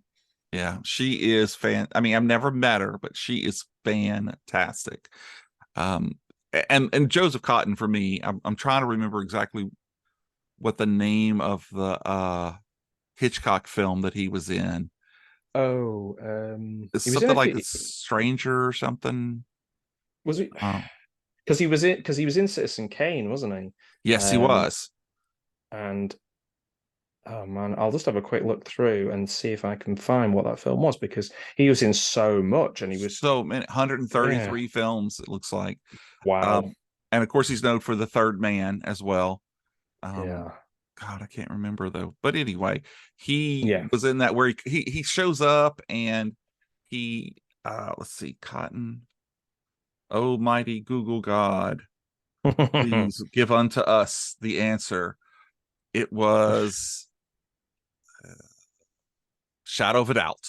That's it. Okay. Yeah. So great Right. film, but incredible actor. But anyway, back to this. Again, so just like Theater Bread, so imaginative. I mean, to take the plagues of the Bible and turn them into ways that he could use to kill people. Yeah, just and the bumbling police in this film, just they make you laugh. You feel bad for them because you know how hard they're trying. Inspector Trout, I mean, come on, you know? That's couldn't be more British, that could it, No, I Inspector? couldn't. And again, every time they say Volnavia, Yeah, as a kid, there's almost like double entendre kind of yes. carry on humor in it. So it's definitely in there because I think I used to get this mixed up with is it Doctor Lovefoot and Doctor Lovefoot and the Love Bombs or something? The other Oh, Vincent Price, Doctor Gold, Goldfoot Gold. and the Love Bombs. Is it? Is that right? Oh man, I've Yeah, got the it's yeah. definitely And the it's girl definitely bombs. Girl That's Bombs. it. Yeah. I always get those mixed up. These two doctors. Yeah. And again, talking about the faces, he's got that little connection on his neck that he uses to talk. And then Volnavia doesn't talk at all. So they must have had some interesting conversations around the fireplace. Yeah. Well, all right. Well, those were our penultimate choices. I know Exciting. I've bought that for $5, so I have to use it in every episode. But It's we are good. now at your absolute favorite British horror film. I'm wondering if we're going to match up on this one because neither of us has talked about this, but Oh, it okay. is, we'll see. It'd be great if it'd be great in a way, but because it was really nice to have a shared love of Theatre of Blood. However, this one is a little bit obscure. Okay. It is a director similar to Pete Walker, similar time frame. This is from 1975. It was actually because there's so many things going on with it, we could say 75, 76. It was directed by Norman J. Warren, a great director of real B sort of B movies in the UK around the same time as Pete Walker, when it was very hard to get horror movies made. It's the biggest name in the film is Michael Gough, or as Americans might call him, Michael Go. But from Batman '89, he was Alfred. Okay. Um, I always say because I've seen interviews where people are going, "Oh yeah, Michael Go, Michael Go," and I'm like, "Yeah, yeah." I just like things like that. Um, I feel it's a really good companion to a modern film, to Get Out. Now, it's not about race but it is, I guess, more about class. So, any idea? No, tell me a little bit about it. So it involves um how to say this without saying the name of the film. It involves the same sort of satanic um uh, devil worship, I guess, is the overall theme? No, I don't No. know. Lay it on me. Okay, so it's Satan's Slave. Heard of it, never seen it. Okay, so Norman J. Warren, brilliant director. Never got to meet him. Was down to meet him, but sadly passed away. He was going to come to a film festival, and there was a documentary about him. And he made Inseminoid. You might have seen when they were doing the ripoffs of the original Alien. Bloody New Year, Prey, not the Predator one, but Terror, which is quite a good one. But to be honest, this is his best for me. IMDb might not agree with me, but this is, like I say, similar in the sense of, you know, in Get Out, you've got that one character who feels everything is off, just off, nothing doesn't feel right, and I'm walking into the heart of this, and I don't like it. And so the main character in this, she's kind of trapped. She's gaslit. It is impossible for her to escape. It's essentially, like I say, replace race with class. It's got the people who are trapping her are quite well to do, but in the sense of new money, they're mock Tudor mansions in a small, almost like model village. And in a way, it's way before its time in those sort of horrors that have a some sort of message. You know, well, I guess Night of the Living Dead is a brilliant example of making a message or creating a film with a message that doesn't whack you over the head with it. That just does it subtly and cleverly. But this does that too. Maybe not as subtle, but because Michael Goff is crazy in it. He's like this sort of black, magic priest kind of character. So if you can imagine Alfred from Batman looming up, he's really tall. Wicked mustache. Oh, yes, for sure. Yeah. That's its own character. It's a film that I don't think a lot of people have seen. I'm not sure if there's another film called Satan's Slave, and maybe people get a bit mixed up with that. There's nobody in the film beyond Michael Goff who you will kind of instantly say, oh, like say it's not like Theatre of Blood or other films that we've talked about. We could go down the list of everybody. Oh, I love that person. I love that person. I don't know. I don't think I know anybody in this. I think even the writer is one of the characters because I think they were struggling cash wise. But it doesn't look cheap. It looks really great. I think the writer David McGillivray. I did practice that earlier on, but I still struggle. He wrote Schizo. Oh, okay. So yeah, the Pete Walker Schizo. So I got people all excited then who were thinking of the other Schizo. But he's wrote quite a lot and actually still writes comedy things for chat shows and things over here now, like that are actually on TV at the moment. So he's just kept going and going. He's been, he was born in 1947 and he's still writing things. Yeah, he's a legend. Probably one that people don't know that much of. So it is a quite like there's quite a lot of sex in this, but it's entertaining. A lot of people would say it's kind of made off the back of Rosemary's Baby or The Exorcist or The Omen, and they're trying to kind of get that same sort of vibe. But I wouldn't say that. I think it's a real pleasant surprise when people watch it to see that what a great film it is, and it isn't, for want of a better phrase, it isn't trash. Yeah. So I looked it up real quick on IMDb, and I just stopped on an amazing photo of a red robe clad goat wearing and he's doing the devil's rain pose that Ernest Borgnine made so famous, For all you heavy metalers out there. That's right, and boobs. There's boobs right there. I think that, yeah. So, yeah, so there is. Yeah. On the poster.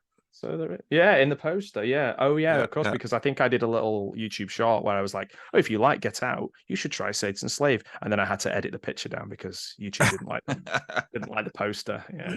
It's Get Out with boobs. I love when you click on a movie and like, so like I just clicked on Inseminoid to remember. Oh, and Mhm. the top cast, the first two people just have blank IMDb. It's just Yeah. no Oh, movie. in Seminoid, I love films like that where it's like, um, make a film based on what you think Alien might be like. And I just love all those. I love all the really terrible versions of Alien and Aliens. Yeah, yeah. There's a guy he wrote the Bad Movie Bible, and he does Ah, videos on it. He's so good, and he literally did I think he's done an hour long video of Alien and Aliens rip-offs and versions of them, even going as far as looking into like Leprechaun in space and that kind oh, of thing. So Creature is yeah. just my favorite ripoff. Oh, so good, so good. They're all Hmm. just. I will watch anything where people are, are ripping off Alien. Hmm. It's just so much fun. But Yeah. but yeah, so Norman Warren did that. I think the story is he made Inseminoid off reading the book tie-in of Alien. I think that's Uh, what. Wait, maybe I'm getting that mixed up with Star Crash. oh, Star Crash. Making that off the back of seeing a poster. Um, Somebody mentioned it in the pub, and he was like, "Oh, I could make a movie about that." Yeah, yeah, yeah. And again, I've literally got Star Crash poster behind me. Yeah. It's just such a wild thing. But in terms of Satan's Slave, it's not like those films. It's not a knockoff. It's not it's a completely creative endeavor of originality. So Hmm. yeah, I'd recommend it for people to go out and watch Satan's Slave. And do you So I have want it on a physical media release? I do, and it's a double disc with Prey, one of other non Warren's other Oh, films oh, on it. But Inseminoid is on is been released on a sort of a proper, I say proper like Blu-ray oh, okay, okay. release, but the Satan Slave hasn't. It deserves one. It deserves one. Yet, yet. Yes, yes. So I have thrown a very strange film as my number one. It's not the same as yours because you would have Mm-mm. said. So let's Nope. what's yours? Mine comes from 1981 and stars another just huge beauty crush. And I kill her name no matter how many times I say Jenny Agutter. Oh, Agutter. okay. Yeah, I think Okay. that's right, Jenny. I got to say, yeah. Yeah, yeah. And it Yeah. is, of course, An American Werewolf in London. Oh, of course. This is truly the movie that introduced me to London as a horror location. It was a film that literally took just me, an American, and dropped him right in the middle of as much English as you can, Yeah. and just, I mean, literally drowns in it. I Yep. love everything about this movie. David Naughton, I mean, I'm a Pepper too. So, what else could you not love from? Oh, you don't know. Do you know that he did the I'm a Pepper No, commercials before this? no, I Dr. don't. Pepper? Oh, okay, Dr. Pepper. Yeah, Yes, yeah. So I like. he was the Dr. Pepper guy Oh, before. right. Yeah, Okay, yeah. that's interesting. And then Griffin Dunn is just hilarious as Jack, as He's great. as he gets older and more decrepit, and just keeps on going. uh Yeah. just everything about this. And John Landis um took again made a horror movie with a lot of great comedic parts without Yeah. messing the whole movie up. Yeah, you could put that alongside Shaun of the Dead in a way, couldn't He you? really As could. getting that balance perfectly, because some of the horror is like certainly the dream sequences are really scary and And the quite tunnel violent. sequence. Yeah, yes, Yeah, yeah, yeah, yeah. and then there's some really hilarious stuff. I'd watched it, dismissed it years ago, and then rewatched it for a podcast about a year ago, maybe 6 months ago actually, and was blown away with how good it was. Because I'm not a massive John Landis fan. I'm not like a fan of him necessarily from what I've read like as a person, but also as like as a director, I'm not like a massive Blues Brothers fan, or Yeah, anything like 1941. yeah, they just Yeah. didn't really do it for me. And but I will put my hands up and say I underestimated how good American Werewolf in London is. It is a fantastic film. It is Yeah. from minute one right to the end. There's some incredibly memorable things in it. It's really well made, and he was just a kid when he made it as well, so Hmm. it was so much talent. So yeah, you totally get why you chose it, man. Oh, Yeah. what a Yeah. what a film! And like this, where the people who he's killed are in the theater with them, talking Yeah. to them, like With the that's porn going on, yeah. it's Oh like, my word, what? it's so wild. And like I say, there's the sort of there is a little bit of social commentary in there with the Hmm. sort of the Jewish characters and like certainly in the dream sequences and things like that. And I was like, there's loads more to this film than I'd given it credit for. Yeah. Even Rick Mayall turns up in a pub as well and doesn't say anything because he's not got like the right accent, so he's just kind of playing darts, and you're like, "There's Yeah. Rick Mayall." Yeah, I But, know. I of course I loved Young Ones. It was played over here on MTV, and I just, felt what was it? on Was it just MTV? literally on a recent watch. Oh yeah, that was back when MTV played music videos in the day and they'd play shows at night. Now Ah, it's, what, MTV4 is where you can see videos anyway. right. Oh, wow. But yeah, I see Rick and I'm like, what? And I pause it and I go back and I look it up, and sure enough, chess player number 2. I'm like, Yeah. Of wow, course, it was that's chess, not darts. Yeah. yeah. No. But I mean, he was just, that's No, all you're he right. doesn't even get a name. No, he doesn't. He Oh, doesn't save it. I don't think he says anything because because his accent would throw off where they were supposed to be up in the moors. yeah, yeah. And again, that's one of those where I think it's all over the place in terms of where they film different bits and Hmm. pieces of the film. But you'd only know that if you looked into it. Right. It's not something that would take you out of the Yeah. film. And one of the most memorable scenes in a comedic but also kind of just fun scene was when he wakes up naked in the zoo and he ends up Yeah, stealing balloons, and then he steals a yeah, woman's red coat and that's like all he's wearing. yeah, And yeah. he's just like, some weather we're having, aren't we? Yeah, they go, where did you say to the little kid, where did you get that balloon from? That man gave it to me. And I was thinking, you wouldn't make that, you wouldn't put that in a film No. in 2020. It's perfectly innocent and funny, but like, yeah, there'd be some pearls clutching going on, I think. What? Yeah, no kidding. No kidding. I'm But not a big fan of saying, oh, you wouldn't be able to put that in a film because I'm like, well, there's loads of things in films and it depends who's making it and who's watching it. But I think that's just one of those where it's just kind of a more innocent time. yes, exactly. Exactly. And there was nothing behind it. It was just, hey Yeah, kid, yeah, yeah, he's naked in a bush. Well, yeah, yeah. today. But The no, and kid it's just perfect. And the fact that John Woodvine as the doctor who becomes the investigator to figure out exactly what's going yeah, on. yeah. He was brilliant in this. When a recent rewatch, I bought a Blu-ray version of it, Mhm. and his character never really kind of jumped out at me, but this last watch I was like, man, he's clever too when he goes to the village, and Yeah. it's just really really a great film. What a dedicated doctor to do that, to just Because like, nobody else was doing it. yeah, exactly. Yeah. And it's funny you say that, like about when you rewatch something and picking out a different character. I think is a sign of a good film, and you can get a completely different feel Hmm. for the film afterwards. Like The Exorcist is a good one from that. You can watch it from Father Karras's point of view, which is what I did last time I watched it, and I actually enjoyed it a lot more. You can watch it from Reagan's. You can watch it from The what's moms.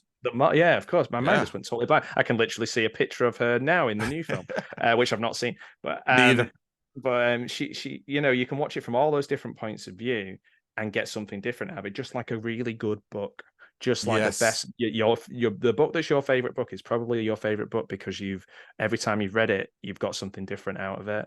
Mhm. And I think that's when you said that about American Werewolf in London and the reading it from the doctor's point of view or seeing it from the doctor's point of view, yeah, what a great point. Yeah, Mhm. Well, thank maybe I you. need to watch it for a third time. I think you should, but Yeah. don't watch American Werewolf in Paris afterwards. No, I've seen that. Oh. That was back when Sky used to do a Sky TV used to do a premiere every Saturday, and me and my mum would sit down and get a pizza and watch it. An American Werewolf in Paris was one of them. That's what it was with Tom Everett Scott, isn't it? Yes. Yeah. Yes. And I was just like, this is just the same as the first one, because I'd completely watched and dismissed the first one. But now I'm very much aware that the first one is eminently better than the Loads better. Oh yeah. Oh yeah. And yeah. when I did the vampire episode, I don't know if I talked about this, but I was so excited to get a copy of Innocent Blood, which was a movie he did that Landis did not too long after American Werewolf in London. Okay, And I was like, oh, this is going to be a great film, and I can't wait to see it. And oof, yeah, it was tough. It was all about a woman who accidentally turns a mobster into a vampire, and then he escapes, and he starts turning his people over, and it's just oh yes. yeah. As somebody did a review of this recently. I think they've just done a new like boutique version of it. Oh, okay. Because when as soon as you said it, and I just quickly looked, and it was the white face on the front cover, and I was like, yeah, the sort of bringing this one back, kind of like do you think it was trying to have, it's vampire, isn't it, but like yes, trying to go for that kind of European feel with that as well, do you think? He did, in New York, and because she's French and a beautiful woman, I don't remember her name right off, but it was just a little too heavy-handed with the jokes. Like she kills somebody and or goes to kill somebody, and she goes, I don't feel like Italian tonight, or something. Okay. It's just like, Polly Walnuts is in it as well. Yeah. Oh yeah, there's a lot of good mobster guys, which makes it even harder to not just absolutely love it. Yeah. But anyway, wow. Well, we have done a great list with only one crossover. That's you really brought some deep pulls, and I'm super excited to go back and watch. Well, as did you. A couple that I haven't seen, so I need to go. Yeah, I certainly need to go and watch The Descent for one. Need to go and see that film. Yeah, and if I can make a suggestion, watch it in a very dark room. Okay, because it adds so much to it, because so much of the movie is subterranean, and it's dark, and that's how I watched it. I had a little DVD player that had like a little, I don't know, 6-inch screen with headphones, and I laid in bed, and we have completely dark room. It was such a good watch. I need to do that. I think that sometimes the to force yourself to watch a film at home, because I don't live near a cinema anymore, so I do have to watch the films at home more than I used to do. I used to live like just around the corner from two different cinemas, and now it's a good hour and a half. So I'm like, okay, so forcing yourself to watch it in focus on it, but also the atmosphere around you without getting too pretentious. I watched The Last Voyage of the Demeter, and we had a big storm going on in our. Wow! We're right next to the sea. We have like a beach just to the side of us, and the Irish Sea, and it was really going. So when I did my review on my channel, I filmed myself outside just after the storm talking about the film, because I was like, I'm gonna say this is on location, even though it's a different sea, and it's not near Whitby. It's still salt. Yeah, exactly. I honestly, doing that at night on the beach in pitch black was really scary. I've got to watch that then, because I haven't seen the film yet, so I'm going to watch the film, and then I'm going to watch your video. It's spoiler free. It's spoiler free. Yeah. Oh, okay. Yeah. Wow, that's awesome, man. That is awesome. Wow, this has been just so amazing. You're the bomb. Thanks, man. Right back at. I can't wait to have you on my channel and interview. That's a couple of weeks' time. We're gonna swap roles, and I'm gonna grill you. I'm much better at asking questions than I am answering them. So I don't know. Well, that's going to be pretty fantastic then, because you were awesome, man. I love so you've got Star Wars figures up there too.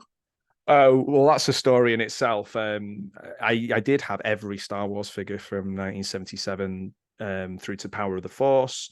A few replacement bits and pieces. I got them all, and then I sold them.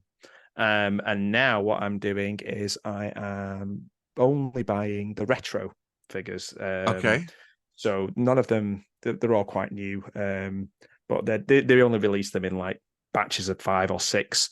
So the last one they did was Return of the Jedi, but they did the Mandalorian ones first, and they were such a hit. So it's just a nice way of reconnecting with the sort of figures that I used to have and I loved, but maybe not having it consume my room and my life.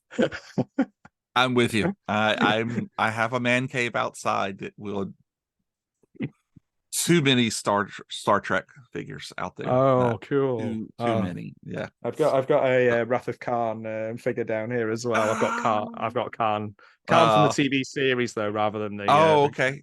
the cooler looking one. But yeah, that's my favorite. Wrath of Khan's my favorite. That's a great one. That's one of my deserted island movies. Yeah, is Wrath of Khan. It really is. It really is. Wow. Well, great. Well, listen. Okay, so we already know what we're doing next, but I made a note here. How would you like to do Fave 5 Peter Cushing rolls? Ooh, that would be tough to rank them. That would be. I'd love to do it, but that would be you're giving me a real task.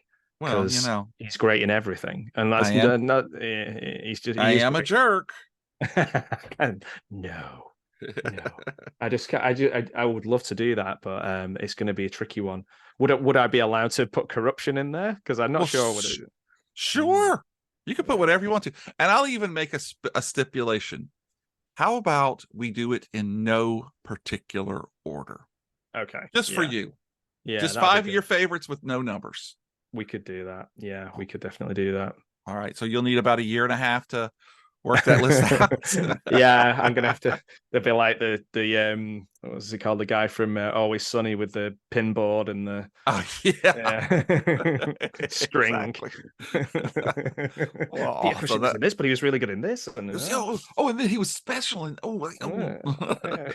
I think that's what we'll do. Yeah, oh man, that's cool. Oh, thank you so much for inviting me to do that. That's so cool. Sure, man. This is so much fun, man. Oh, thank you. And I'd also like to thank all of you out there in the podcast universe for joining us for this episode of Fave 5 from Fans.